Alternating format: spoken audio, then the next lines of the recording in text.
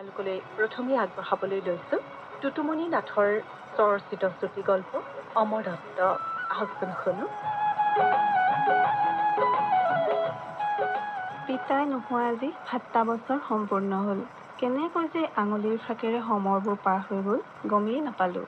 পিতাৰ অন্তিম সময়ৰ সেই হেতা পৰা মুখখন মনলৈ আহিলে মোৰ বুকুখন আজিও ওফলা দি ফাটি উঠে। আজি তেওঁৰ মৃত্যুৰ দিনটোত মই সৰুকালৰ পৰাই দেখি অহা প্ৰতিটো স্মৃতিয়ে কিয় জানো বৰকৈ আমনি কৰিছে। সৰুকালত পিতাৰ অবিহনে যে মোৰ এই সংসাৰত আপোন বুলিবলৈ কোনোৱেই নাছিল। বহু কষ্টেৰে তেওঁ মোক কেঁচুৱা কালৰে পৰা মৰমৰ ৰূপেৰে ডাঙৰ কৰিছিল। তেওঁৰ মুখেৰে শুনাত মই জন্ম হোৱাৰ দিনৰ পিছতেই আয়ে এইখন সংসাৰৰ পৰা চিৰবিদায় লয়। তেতিয়াৰে পৰা তেওঁ মোৰ বাবে কমখন কষ্ট কৰিছিলনে? তেওঁৰ মুখেৰে শুনাত মই বহা চোচৰা হোৱাৰে পৰা কামলৈ যাওঁতে মোকো পিঠিত এবোজা কৰি লগত লৈ গৈছিল। আই পিতাৰ সকলোবোৰ দায়িত্ব অকলেই চম্ভালি এটা এমাদিমা শিশুক ডাঙৰ কৰাটো কিমান কষ্টকৰ হ'ব পাৰে ভাবিলে বুকু ফাটি উঠে। আইৰ অভাৱ মই বুজন হোৱাৰ পৰাহে অনুভৱ কৰিছিলোঁ। একলা দুকলাকৈ মই ডাঙৰ হোৱাত পিতাই এদিনাখন চাইকেলৰ কেৰিয়াত বহুৱাই লৈ যায় বিদ্যালয়ৰ অভিমুখে। ঘৰৰ পৰা প্ৰায় 2 কিলোমিটাৰ নিলগত গাঁওখনৰ সিটোমূৰত আছিল প্ৰাথমিক বিদ্যালয়খন। সেইদিন ধৰি তেওঁৰ এটা দায়িত্বও বাঢ়িল। নিজে অনাখৰী হোৱাৰ বাবে মোৰ পঢ়া শুনাৰ সকলোবোৰ দায়িত্ব বিদ্যালয়ৰ ছাৰ বাইদেউৰ হাতত সেইদিনাই অৰ্পণ কৰিলে। তেনেকৈ আৰম্ভণি। অ আ ক খ কুঁহিপাতেৰে মোৰ জীৱনৰ আদিপাঠ এক নতুন যাত্ৰাৰ আৰম্ভ হ'ল। বহু কষ্টৰ মাজেৰে ময়ো পিতাৰ সপোনবোৰ বাস্তৱ ৰূপ দিবলৈ যিমান পাৰোঁ চেষ্টা কৰি গ'লোঁ। পঢ়া শুনাৰ লগতে ঘৰুৱা কাম কাজবোৰো। সেই সময়ৰ আমাৰ মানুহবোৰ আছিল বৰ সহজ সৰল। পৰস্পৰৰ প্ৰতি মৰম বিশ্বাসৰ বান্ধোনৰ এনাজৰীডাল বৰ দৃঢ় আছিল। আমাৰ গাঁওখনৰ কাষেৰে এখন নৈ বৈ গৈছিল। বাৰিষা বানৰ তাণ্ডৱ কিমান ভয়ংকৰ সেয়া ল'ৰালি কালৰ পৰাই দেখি আহিছোঁ। পিছে বানে যেনেকৈ কাল ৰূপ ধাৰণ কৰে ঠিক তেনেদৰে আমাৰ নৈপৰীয়া মানুহৰ জীৱনলৈ আশাৰ সঞ্চাৰো কঢ়িয়াই আনে। বানৰ পাছত ৰৈ যোৱা পলসত খেতি খোলা খুবেই ভাল হয় বুলি সৰুতে পিতাই কয়। আমাৰ নিজৰ বুলিবলৈ শালি খেতি কৰিব পৰাকৈ মাত্ৰ 4 ডৰাহে। অৱশ্যে খেতি ভাল হ'লে 2টা পেটৰ বাবে বছৰ দিনলৈ ভাতকেইটা যোগাৰ হয়। কেতিয়াবা বছৰৰ শেষৰটো বানে সকলো তছনছ কৰি থৈ যায়। মই বুজন হোৱাৰে পৰা বিদ্যালয়ৰ পৰা আহি পিতাৰ সৈতে আনৰ সৰিয়হতলী আলুতলীবোৰত কৰা কামবোৰ অলপ চলপ সহায়ৰ হাত আগবঢ়াওঁ। তেনেকৈ আমাৰ চৰুৰ যোগাৰ হয়। মই ঘৰুৱা কাম কাজ চম্ভালিব পৰা হোৱাৰে পৰা পিতায়ে আনৰ মাটি আধি লৈ লৈ ৰবি খেতি কৰা আৰম্ভ কৰে। এবাৰ পিতায়ে আমাৰ ঘৰৰ পৰা প্ৰায় 2 কিলোমিটাৰ নিলগত থকা গাঁওবুঢ়াৰ বিঘামান মাটি আধিলৈ বুলি লয়। হাল কোৰ বাই অকলেই সকলো কাম কৰি যায়। ফুলকবি বন্ধাকবি বেঙেনা জলকীয়া পুলি ৰুই খেতি আৰম্ভ কৰে। পিতাই অকলেই হাৰক মাটি কৰি তেজক পানী কৰি দিনে নিশাই বহু কষ্ট কৰিছিল। অৱশ্যে মাজে সময়ে ময়ো আবেলি সময়ছোৱাত খেতিডৰাত পানী দিয়া বন চাফা কৰা আদিবোৰত অলপ সহায় নকৰা নহয়। লাহে লাহে খেতিডৰা চালে চকৰুৱা হোৱাত পিতাৰ নয়নৰ মণিৰ দৰে হ'বলৈ ধৰিলে। এদিন মই ভঙা টেকেলি এটাত অলপ চূণৰ ছিটিকাৰে নজৰ লগাৰ পৰা বাচিবলৈ খেতিডৰাৰ মাজতে ওলমাই দিলোঁ। নৈখনৰ কিছু কিছু ঠাইত পানী তেনেই কমি যোৱাত সিপাৰৰ পৰা অহা হাতীৰ জাকটোৱে তাত প্ৰায়েই আমনি কৰিছিল। সেয়ে পিতাইৰ সুবিধা হোৱাকৈ খেতিডৰাৰ ওচৰতে ওখকৈ এটা চাংঘৰ সাজি তাত প্ৰায়েই ৰখীয়া কৰিছিল। সেই অভিশপ্ত দিনটোৰ কথা মনত পৰিলে পিতাৰ সেই ঘামে ধোৱা সোণবৰণীয়া দেহাটো চকুৰ আগত ভাহি উঠে। সেইদিনা ময়ো নৰিয়া পৰাত পিতাই খেতিডৰা এৰিবলৈ বাধ্য হ'ল। নৈখনৰ সিপাৰৰ পৰা অহা এটা হাতীৰ দলে গোটেই খেতিডৰা শেষ কৰি পেলালে। সেই অভিশপ্ত দিনটোৱে পিতাইক ভিতৰি কোঙা কৰি পেলালে। ইফালে গাঁওবুঢ়াৰ অকথ্য বাক্যবাণে পিতাইক মানসিকভাৱে বৰ কষ্ট দিলে। সেই দিন ধৰি পিতাই কাম কৰাৰ উদ্যম যেন নোহোৱা হ'ল। এদিন দুদিনকৈ লাহে লাহে পিতাৰ ছালবোৰ ভতুৰা হ'বলৈ ধৰিলে। কিচ কিচকৈ ক'লা চুলিখিনিৰ মাজে মাজে ৰূপালী ৰঙে আৱৰি ধৰিলে। আগৰ দৰে পিতাৰ খোৱা বোৱা কাম কাজত মন নোহোৱা হ'ল। যেনে তেনে শালি খেতি কেইডৰা কৰি ঘৰখনৰ ভাতকেইটা যোগাৰ হয়। ময়ো পিতাইক আগৰ দৰে কাম বনৰ পৰা অলপ অব্যাহতি ল'বলৈ খাটনি ধৰিলোঁ। সেইবাবেই বহু ভাবি গুণি মই ঘৰতে কেইটামান ল'ৰা ছোৱালী টিউচন কৰাৰ কথা ভাবিলোঁ। ভবামতেই কাম। সেই বছৰ মই মেট্ৰিক পৰীক্ষাত উত্তীৰ্ণ হৈছোঁ। ফলাফল খুবেই ভাল আছিল। সেইবাবেই ল'ৰা ছোৱালী বিচাৰি হাবাথুৰি খাব লগা হোৱা নাছিল। এফালে নৈপৰীয়া দুৰ্গম ঠাই, ওচৰত উপযুক্ত শিক্ষকৰ অভাৱ। প্ৰথম অৱস্থাত প্ৰায় 10-12টামান ল'ৰা ছোৱালী পঢ়ুৱাৰ ব্যৱস্থা কৰিলোঁ।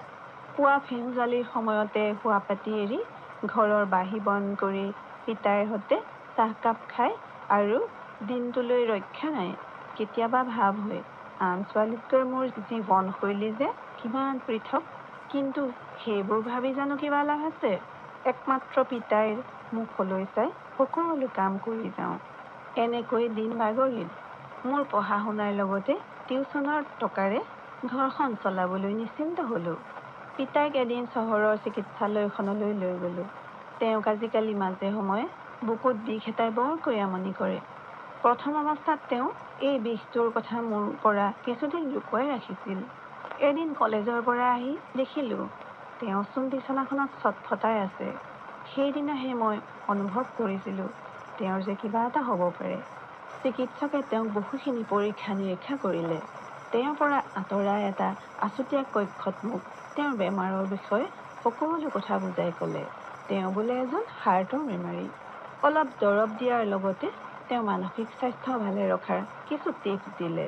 মোৰ যে সেইদিনা মুখৰ মাত সৰিল। গধূলিলৈ ভাত পানী ৰান্ধি তেওঁৰ সৈতে একেলগে দুখন থালত খাবলৈ বুলি যোগাৰ কৰি তেওঁক মাতিলোঁ। তেওঁ ভাতৰ পাতত বহি মোক সুধিলে, ডাক্তৰে আজি মোৰ কি হোৱা বুলি ক'লেও আইজনী? নাই, একো নাই হোৱা তোমাৰ। দৰৱকেইটা খালেই বিষটো ভাল হ'ব বুলি কৈছে। তই কিয়নো মোক মিছা মাতিছ আই? পিতাই, তুমি এইবোৰ মিছাকৈ চিন্তা কৰিছা। এতিয়া ভাতকেইটা খাই দৰৱ খাই সুখৰ টোপনি যোৱা। নহয় আইজনী, মই জীয়াই থাকোঁতে তোৰ যদিহে ঘৰখন পাতি থৈ নাযাওঁ, পিতৃ হিচাপে এয়ে মোৰ দায়িত্ব। তাৰমানে তুমি মৰিম বুলি ভাবিছা নেকি? আৰু ডাক্তৰ খুৰাই কৈছে তুমি এইখিনি দৰৱ খোৱাৰ পাছত সম্পূৰ্ণ সুস্থ হৈ উঠিবা।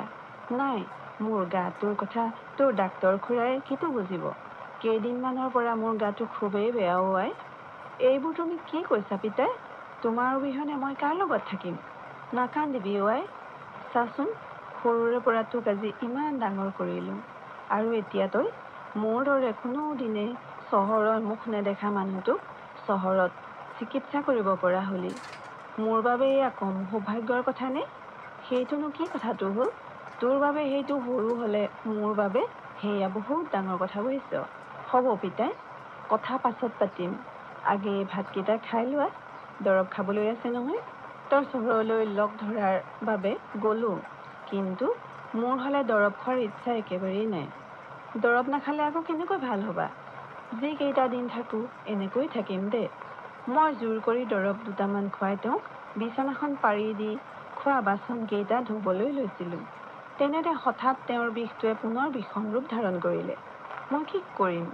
সম্ভৱতঃ তেতিয়া নিশা প্ৰায় 10মান বাজিছিল। ইমান ৰাতি ওচৰতে পোৱাকৈ একোৱেই নাই।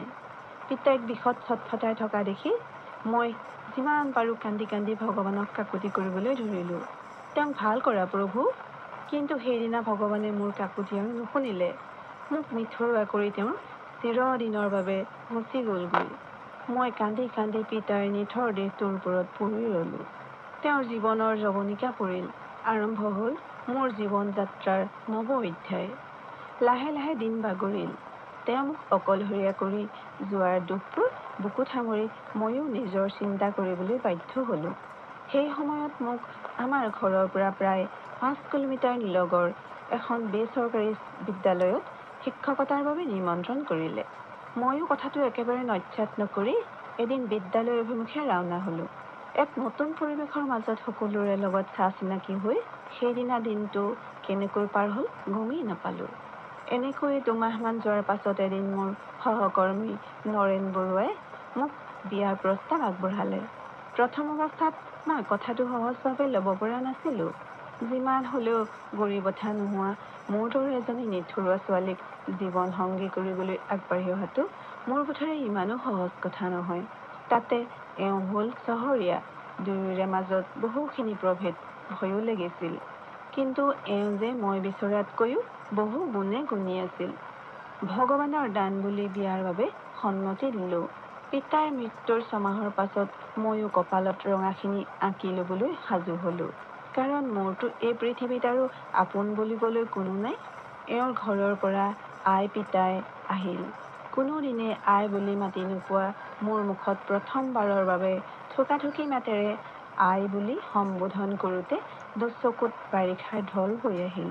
নুবুজিলোঁ সেই চকুলো আনন্দৰ আছিল নে বিষাদৰ। পিতাইক হেৰুৱাই আকৌ এজন পিতাইক পাই মই কিমান যে সুখী হ'লোঁ। আমাৰ বিয়াৰ নামত মন্দিৰত পুৰোহিতৰ মন্ত্ৰপাঠৰ দ্বাৰা যুগ্ম জীৱনৰ সাক্ষ্য হিচাপে দুয়োকে মালা পিন্ধাই নেদেখাজনৰ ওচৰত প্ৰাৰ্থনা কৰিলোঁ। প্ৰভুৱে যেন আমাৰ সংসাৰখন সুখৰ কৰে। পিতাৰ অন্তিম শয়নৰ দৃশ্যটোৱে মোক সেইদিনা বৰকৈ আমনি কৰিছিল। তেওঁ থকা হ'লে কিমান যে আনন্দ পালেহেঁতেন। তেওঁৰ স্মৃতিবোৰ বুকুত বান্ধি মই উপজা ঘৰখন গাঁওখনৰ পৰা বিদায় লৈ স্বামীৰ ঘৰলৈ বুলি চহৰমুখী হ'লোঁ। এদিন দুদিনকৈ বিয়াৰ ৫টা বছৰ পাৰ হ'ল। লাহে লাহে আমাৰ পৰিয়ালো বাঢ়িল। ল'ৰা ছোৱালী দুটাৰ সৈতে আমাৰ ৪জনীয়া এটা সুখী পৰিয়াল। মোৰ চাকৰিটোহে স্থায়ী নহ'ল। এদিন এওঁৰ লগতে গাঁৱৰ ঘৰখনলৈ গ'লোঁ। ঘৰটোৰ অৱস্থা দেখি মনটো দুখত ভাগি পৰিল। পিতাই বৰ কষ্টৰে বনাইছিল এই ঘৰটো। ঘৰখন ভাগি ছিগি কুঁৱলী যাবলৈ ধৰাত মই এওঁক ক'লোঁ, আমাৰ ঘৰৰ আশে পাশে প্ৰাথমিক বিদ্যালয়ৰ অভাৱ। মই যদিহে সেই উৱলি যোৱা ঘৰটোৰ ঠাইত এখন বিদ্যালয় স্থাপন কৰোঁ কেনে হ'ব বাৰু? সেইদিনা এওঁৰ পৰা একো প্ৰত্যুত্তৰ নোপোৱাত ময়ো কথাটো সিমানতে সামৰণি মাৰিলোঁ। এদিনাখন সন্ধিয়া ভাতৰ পাতত বহি এওঁ বিদ্যালয়ৰ বাবে এটা ঘৰ বনোৱাৰ কথা ক'লে। হওক, হঠাৎ মোৰ মনলৈ অহা এই চিন্তাই যে ঠাইখনক এটা নতুন মাত্ৰা দিব ভাবিয়েই ভাল লাগিল। মই গাঁৱলৈ গৈ কথাটো সকলোকে জনোৱাত গাঁওবাসীৰ মুখত এক আশাৰ ৰেঙনি দেখি বৰ সুখ পালোঁ। আগতকৈ গাঁওখনৰ গৃহস্থীও বহু বাঢ়িল। আগৰ বানে ধোৱা গাঁওখনত এতিয়া নৈখনে সুঁতি সলালে। গাঁওখন সকলো ফালৰ পৰাই বহু গুণে উন্নত হ'ল। শিক্ষাৰ পোহৰে গাঁওখন উজ্বলাই তুলিলে। ইফালে প্ৰায়বোৰ সা সুবিধাও এতিয়া গাঁৱতেই হ'ল। আমাৰ সময়ত প্ৰায়বোৰ কাম কাজৰ বাবে চহৰলৈ নগ'লেই নহয়। সেই সময়ৰ মোৰ উপজা গাঁওখনৰ সকলো ফালৰ পৰাই উন্নতি দেখি কিমান যে সুখী হ'লোঁ। আজি পিতাইৰ মৃত্যু তিথি। মোৰ অনাখৰী পিতাৰ নামেৰেই পৰিচিত আমাৰ বিদ্যালয়ৰ ছাত্ৰ ছাত্ৰীসকলৰ মাজত দুপৰীয়াৰ এসাঁজ খোৱাৰ বাবে আয়োজন কৰিলোঁ। আজি তেওঁ এই সংসাৰত নাই যদিও তেওঁৰ নামটো যে সকলো সময়তে জিলিকি আছে সেইটো মোৰ বাবে পৰম প্ৰাপ্তি। পিতাৰ এখন হাত যেন সকলো সময়তে মোৰ মূৰৰ ওপৰত থকাৰ দৰেই অনুভৱ হয়। দুপৰীয়াৰ সাঁজ খোৱাৰ সময় হ'ল। বিদ্যালয়ৰ সকলো ছাত্ৰ ছাত্ৰীৰ লগতে মোৰ ২ সন্তান গুণগুণ আৰু নিয়ৰেও ককাকৰ ফটোখনত সেৱা জনালে। অংকুৰ শ্ৰেণীলৈ এইবছৰ যোৱা নিয়ৰে থোকাথুকি মাতেৰে মোক সুধিলে, মা, ককাৰ নামটোনো কি আছিল? মই বোলো আমাৰ বিদ্যালয়খনৰ নামটোতেই ককাৰ নাম লিখা আছে সোণ। তেনেহ'লে ককা বৰ ডাঙৰ মানুহ আছিল নে? হয় আকৌ, ককা ডাঙৰ মানুহ হোৱাৰ বাবেহে ককাৰ নামেৰে এই বিদ্যালয়খনৰ নাম আজি ২ নং হলচুক জয়ৰাম গন্ধিয়া প্ৰাথমিক বিদ্যালয় হ'ল। সেইবাবেই মোৰ পিতাই জয়ৰাম গন্ধিয়া আজি মৰিও অমৰ। তোমালোকেও আজি এইটো সংকল্প লোৱা যাতে আমিও আমাৰ কৰ্মৰ জৰিয়তে সকলোৱে নিজকে এনেকৈ আগবঢ়াই নিব পাৰোঁ। সকলোৱে একেমুখে হয় বাইদেউ বুলি কোৱাত মোৰ দুচকুত আনন্দৰ লহৰে ভুমুকি মাৰিলে।